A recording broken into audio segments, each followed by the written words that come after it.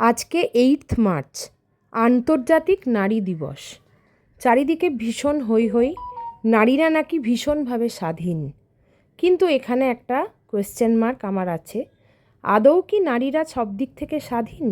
আজকে নারীরা অনেক কিছু করছে, নারীদের কোনো জায়গায় কাজের কোনো বাধা নেই, কিন্তু যেখানে বাধা সেটা হচ্ছে নারী সুরক্ষা।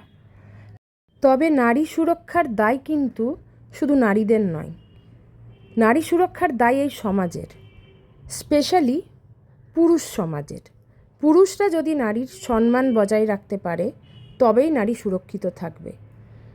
আরেকটা কথা বলবো, আমরা যারা কন্যা সন্তানদের বাবা মা বা পেরেন্টস আছি, আমাদেরকে জন্মের পর থেকে মেয়েদের এমনভাবে মানুষ করতে হবে যাতে তারা কোথাও হার না মানে।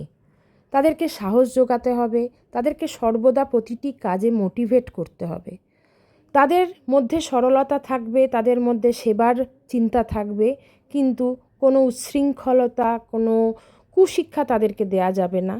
সমস্ত ভালো শিক্ষার মধ্যে মাথা উঁচু করে বেঁচে থাকার শিক্ষাটা তাদেরকে দিতে হবে, এবং তার জন্য যা করা দরকার, যেরমভাবে দরকার, সেটা আমাদের বাবা মাদের তাদের পাশে থেকে করতে হবে, তাদেরকে সাহায্য করতে হবে। তারা হয়তো হেরে যাবে জীবনে, তারা হয়তো পিছিয়ে আসতে চাইবে, কিন্তু আমাদেরকে তাদের হারতে দিলে চলবে না। তাদেরকে সর্বদা এগিয়ে নিয়ে যাওয়ার জন্য প্ররোচিত করতে হবে। এইভাবে যদি আমরা যারা কন্যা সন্তানদের বাবা মারা আছি ছোটোর থেকে নিজেদের মেয়েদের মানুষ করতে পারি, আগামী দিনে ভবিষ্যতে আশা করছি তারা সৎভাবে সব দিক ঘর বাইরে সামলে নিজেদের স্বপ্ন পূরণের দিকে এগিয়ে যেতে পারবে। এবং এখন যেরম সমাজ তৈরি হচ্ছে, মেয়েদের স্বপ্ন পূরণ এবং তাদের স্বপ্ন পূরণের জন্য তৈরি করা প্রধান দায়িত্ব কিন্তু আমাদের এই বাবা মাদেরই নিতে হবে। তাতে যতটাই স্যাক্রিফাইস বা যা করতে হয় সেটা কিন্তু করতেই হবে।